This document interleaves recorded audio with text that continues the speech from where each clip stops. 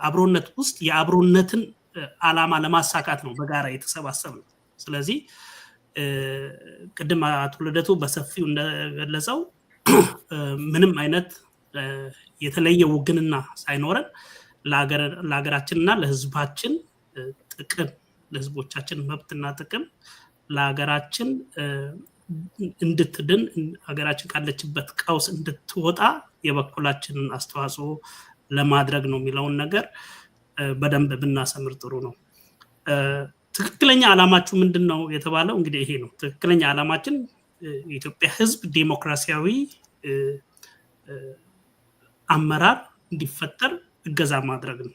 ከዛ ውጪ እዚህ ውስጥ ያሉ ሰዎች ደግሞ በተለያየ ፓርቲ ውስጥ ሆነው ህዝቡ በሚሰጣቸው ኃላፊነት ሊገቡ ይችላሉ። እሱ ሌላ አጀንዳ ነው ማለት ነው። ስለዚህ ፕላን ቢም ፕላን ኤም ያው ነው፣ ሌላ የተለየ ፕላን የለንም። እንደ ቅደም ተከተል ግን ያው የአጭር ጊዜ እቅዶች አሉን፣ የረጅም ጊዜ እቅዶች አሉን። ይሄንን በየጊዜው ለህዝብ ይፋ እያደረግን እንሄዳለን። ያው አገር ቤት ያለው ህዝብ ታፍኗል።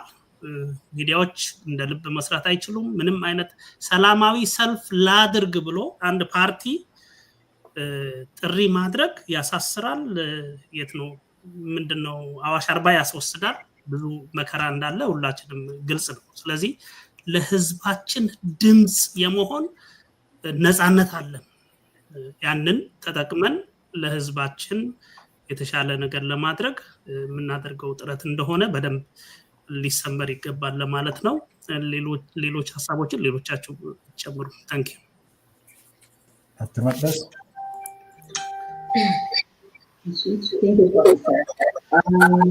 የመልካምን ሀሳብ ፈንዳሜንታል ስለሆነ በጣም አክኖሌጅ ማድረግ ያስፈልጋል ብዬ ስለማምን እስካፍሊቭ እንዳስቀመጥሽው መልካም እንዳስቀመጥሽው ትክክል ነሽ። በጣም በቃ ሚስትረስ በጣም እንደ ሀገር አለብን። ተከፋፍለን አየነውና የተከፋፈለን ነገር ደግሞ በመካከላችን ያመጣው ነገር ሚስትረስ ነው። ያ ሚስትረስ ደግሞ ወዴት ወሰደን? አንዱ ሲጎዳ እኔ ብቻ ወደሚለው። ስለዚህ ያልሽው ነገር ሀሰት አይደለም፣ እውነት ነው። የነበረብን ያለብንን መባባል ነገር ግን እንደ አብሮነት አብረን ስናይ እኔ ከምል እኛ በሚል ቢካዝ ይሄኛውን በጣም ኮምፓሽኔት ለመሆን ሳይሆን ኢትዮጵያ ውስጥ እኔ ብሎ ይሄደና አሁን ደግሞ ያልተነካ ማን እንደሆነ ማግኘት አንችልም። ቢካዝ ቢጓለስ ማንነታችንን ቤዝ ያደረገ አንድ እንደ ኢትዮጵያም ግን አንድ በጣም አስቸጋሪ የሆነ ሲቹዌሽን ውስጥ ገባል። ስለዚህ ምንድነው ማድረግ ያለብን? ሬቶሪክ ያልሆነ ግን ሁላችንም ይመለከተናል። በቃ ሁላችንም የተጎዳ ነው። ለዚህ ደግሞ ትክክለኛ መልስ የሚሰጥ እንዲህ ሁላችንም ስታይ እንደ ግለሰብ እኮ የኔ የምንለው ነገር ነው። አንድ ላይ ሲመጣ ግን ሁላችንም እኩል ተጎድተናል። የተጎዳችንን ሀገራችንን ደግሞ ሽምን ማድረግ እንችላለን ወደሚለው የመጣ ስብስብ ስለሆነ እኔ መጨመር የፈለኩት ሌጂቲሜት የሆነ እውነት የሆነ ነገር ስላልመስላል። ሁለተኛ ደረጃ ደግሞ ብዙ ሁሉም አድሬስ አድርገውታል። ኦፍኮርስ የተለያየና አንድ ላይ የመጣ ሀሳብ እኮ አይመስለኝም። እያንዳንዱ ሰው የራሱ አመለካከት ይኖረዋል እንደ ግለሰብ። አት ዘ ሴም ታይም ደግሞ የግሩፕ ቲንኪንግ የሚባላል አዘንዶፍ በደ የአንድ ሰው የራስ አመለካከት በማህበር ውስጥ ሲታቀፍ ነው ኢኩሊብሪየም የሚባለው። አትሊስት የኮመን ጎል የሚወስደን ነገር የሚያመጣልን ያም። በሶስተኛ ደረጃ የሳይንስ ፍሬምና ፊሎሶፊ ማስተካከል ትልቅ ጦርነት ተጋርጦብናል። አትሴም ታይም ህዝባዊ ብቸኝነት የሚባለው ለእኔ ህዝባዊ ብቸኝነት የሚባለው ኮንቲኒየስ ፕሮሰስ ሆኖ ማለት ነው። ምክንያቱም እኛ ለጦርነት አዲስ አይደለም። እንደውም አንድ የሚባል አባባል አለ አይደለም? ታሪክ የሚባለው ትምህርት ምንድነው ሲባላሉ ሰው ከታሪኩ አለመማሩ የሚያስተምር ሳይንስ የሚባል እኛ ቅርብ እዚህ አፍንጫችን ላይ ለምሳሌ ትግራይ ጦርነት ነበር። እስኪ ግን ያኛው አላስተማረንም ወይም በቂ አልሆነም አይደል? ለሌላ ጦርነት ተዘጋጀን። ስለዚህ ኃላፊነት እንደሚሰማው ማንነታችን የሆነች ሀገራችን ላይ ነው እየተካሄደ ያለው ኮንቲኒየስ የሆነ አይነት በጣም ኮሌክቲቭ የሆነ እንዲተኝነት ያስፈልጋል። ግን ኮንቲኒየስ የሆነ ህዝባዊ ምቀኝነት አትሴም ታይም ደግሞ አንስማማም። በጦርነት ማንም አሸናፊ ሆነ። ስለዚህ ችን ፖይንት ሜክ ለማድረግ ነው። አመሰግናለሁ። በጣም አመሰግናለሁ። ከእንግዲህ አንድ ሁለት ጥያቄዎችን እንቀበላለን።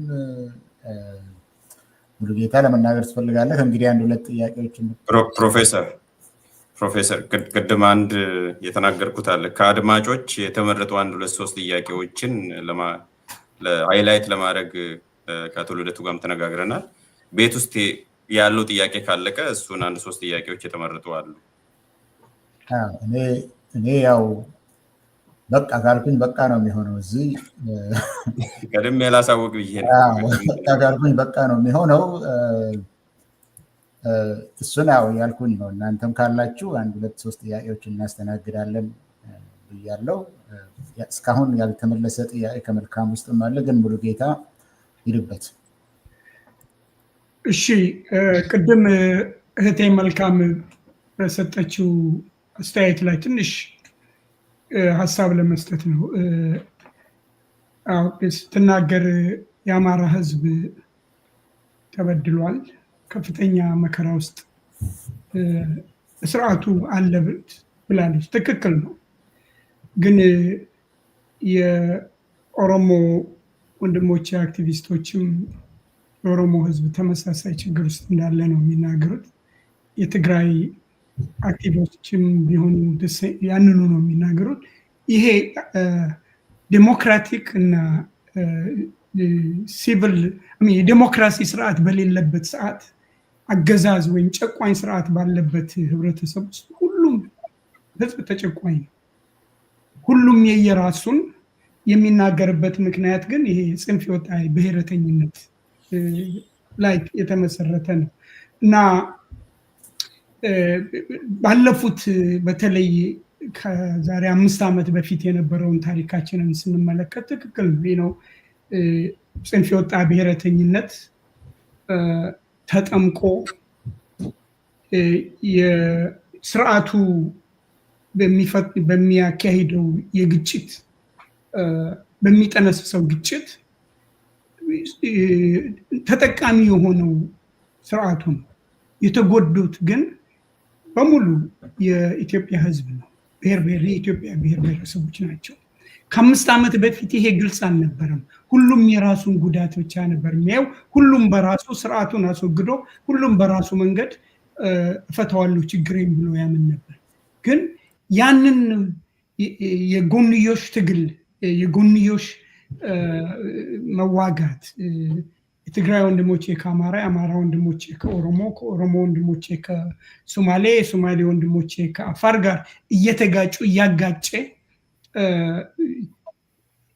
ቀውስን በኢትዮጵያ ውስጥ ፋብሪኬት የሚያደርገው መንግስት ብቻ ተጠቃሚ ሆነው ግን ሁሉም ህዝቦች ተጎጂ ሆነው የሚቀጥልበት ስርዓት መሆኑን ከ5 ዓመት በፊት ማንም ተመልካች የነበረው ሁኔታ ከ4 ዓመት ከ3 ዓመት በተለይ ያለፉት 2 ዓመት ሁሉም ተገንዝቦታል። ከ5 ዓመት በፊት እንደነበረው አይደለም። ስለዚህ ያ ለብሔሬ ብሎ የሚቸገረው የሚያስበውም እንኳ ብሔረተኛ ቢሆን የብሔሩን ችግር ሊያስወግደው ወይም ያለውን የፖለቲካ ችግር ሊፈታ የሚችለው በኢትዮጵያ ኮንቴክስት ወይም በአንድነት ይህን ስርዓት ካስወገድ ነው እንጂ ብቻውን አለመሆኑን ተገንዝቧል። ሰው ፕራክቲካል ለመሆን የኢትዮጵያ ብሔር ብሔረሰቦች በአንድነት ይህን ስርዓት ማስወገድ እንትን ነው ያሳለፍነው የ4 የ5 ዓመት መከራ ውጤት የሆነ ይሄ ሀሳብ ደግሞ ተቀባይነት እያገኘ የመጣ ነው እና ይሄንን በመጠቀም በመገንዘብ አብሮነት ይሄንን አጋጣሚ ወይንም ሁኔታ ስርዓቱን ለማስወገድ የሚያስችል እንቅስቃሴ የሚረዳ ግንዛቤ ኖሮት የመጣ ነው። በዛሬው መግለጫችን ላይ ለምሳሌ መዝጊያው ላይ የመጨረሻውን ብንመለከት ስለሆነም በመካከላችን ያሉ የፖለቲካ ቁርሾችና ልዩነቶችን ወደፊት ለሚካሄደው የሽግግር ጊዜ ፍትህ፣ ዴሞክራሲያዊ ምርጫና ህዝበ ውሳኔ ወደ ጎን በማቆም ያለምንም ቅድመ ሁኔታ በአፋጣኝ ተባብረን እጅ ለእጅ ተያይዘን ይህን ስርዓት ማስወገድ አለብን ነው። የነበሩ ቅሬታዎች፣ የነበሩ በደሎች፣ የነበሩ የፖለቲካ ችግሮች አይኖሩም። ሳይኖሩ ሸፋፍነን ወደፊት የማስቀጠል እቅድ የለም እና በተለይ አይ ቲንክ ከ5 ዓመት በፊት የነበረው አስተያየታችን ስለ እያንዳንዱ ብሔር ብሔረሰቦች የነበራቸው አስተያየት ተቀይሯል። እንደምትገነዘቡት የመጀመሪያው የትግራይ ህዝብ ነው ዕጣ ፈንታው መከራውን የተቀበለው። ከዛ ቀጥሎ የአማራና የኦሮሞ ህዝብ ከፍተኛውን ግፍ እየተቀበለ ነው። ዛሬ ደግሞ አሁን የሶማሌና የአፋር ህዝብ በተመሳሳይ ሁኔታ ውስጥ እየሄደ ነው። ማንም ብሔር ኢትዮጵያ ውስጥ ኤግዘምት የሆነ የለም። ሁሉም ተበዳይና ተጎጂዎች ናቸው። የኛ ዓላማ እነዚህን ሁሉ ወደ አንድ በማምጣት ሁሉን አቀፍ የሽግግር መንግስት እስከሚቋቋምበት ደረጃ ድረስ ሊያመጣ የሚችል የትግል ትብብር ሊኖር የሚያስችል ፕላትፎርም ወይንም ሁኔታን ለመፍጠር እንጂ እኛ ራሳችንን ወደ ሌላ አቅጣጫ ወይም ወደ ሌላ ቦታ የሚያወጣን ፍላጎት አይደለም እና በጽሁፋችንም ላይ ደግሞ ዓላማችን በደንብ ዲፋይን ተደርጓል። ምናልባት ቅድም ልደቱ እንዳለው ካላየሽው እንጂ ፕሮፌሰር ስኬልም መልሶታል። ዓላማችን ጦርነትን ማስቆም፣ ግፋዊ አገዛዝን እንዲወገድ ማድረግ፣ ሽግግር ሂደት ውስጥ እንድንገባና ዘላቂ ሰላም እንዲመጣ ነው። ይሄ ነው የዚህ ስብስብ የዚህ አደረጃጀት ዓላማዎቹም ግቦቹም እነዚህ ናቸው።